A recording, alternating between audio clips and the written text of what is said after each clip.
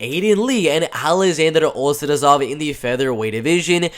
This is I mean, it's a weird fight right here. I mean, 25 years old versus 26 years old, but the height and reach differentials, it is absolutely insane. Aleksandr, we know, is 5'9" inches tall. From the looks of it, from the film that I have watched of Aleksandr, he's definitely not 75 inches in reach. Way, way less in the reach department. And that's kind of how it is for all of Aiden Lee's fights. He's always very long, very tall, very lengthy. Looking to land the body kick, the high kick, maybe a couple of leg kicks as well at range. 1-2 on the outside, and maybe then a double leg or body lock takedown. Go for some submissions. He's got very, very good heel hook submissions. Really good at getting your back. He's got a wicked hard to get out of body triangle. I mean, if you can get that body triangle on you, you're not going to get out. We saw the fight with Ludwig Klein a couple of years ago. He could not get out of that body triangle. Even when Ludwig Klein got in the guard of Aiden Lee, who was landing little ground and pound shots.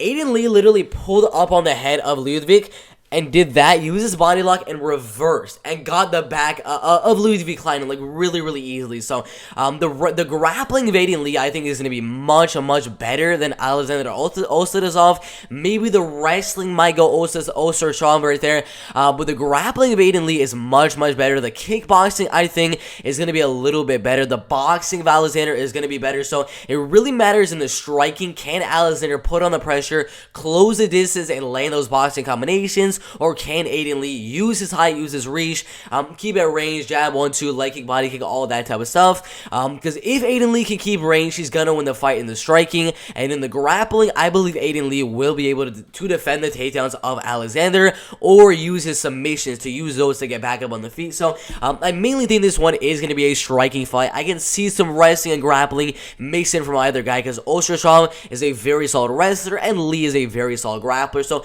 we might see a little bit here and there, maybe to settle the judges' scorecards. Like, if the striking is very, very even, maybe one of them lands a takedown, but I don't see too many wrestling or grappling scenarios to happen in this one. But I'm going to go with Aiden Lee to win. He is the underdog in the fight, sitting around plus 170 if I'm mistaken. Yeah, plus 170 on Bet Online right now. I'm going to go Aiden Lee to win the fight. The reason is I know the grappling on the ground is a lot better than Aleksandr. I know he's very, very good at getting back up on the feet after it gets taken down.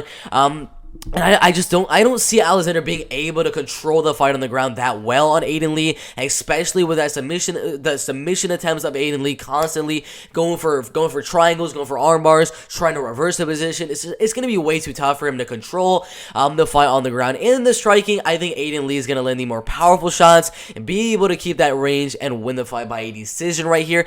I can see a head kick knockout from Lee. I can see Aleksandr closing the distance and landing a good shot with Aiden Lee's back to the cage and knocking him out in the second or third round. Very good possibilities, but I think Aiden Lee will keep range and mix in some wrestling and grappling. And overall, my prediction right here is going to be the underdog in Aiden Lee winning this fight by a decision, but a very, very close fight in the Bellator 269 featherweight division right there.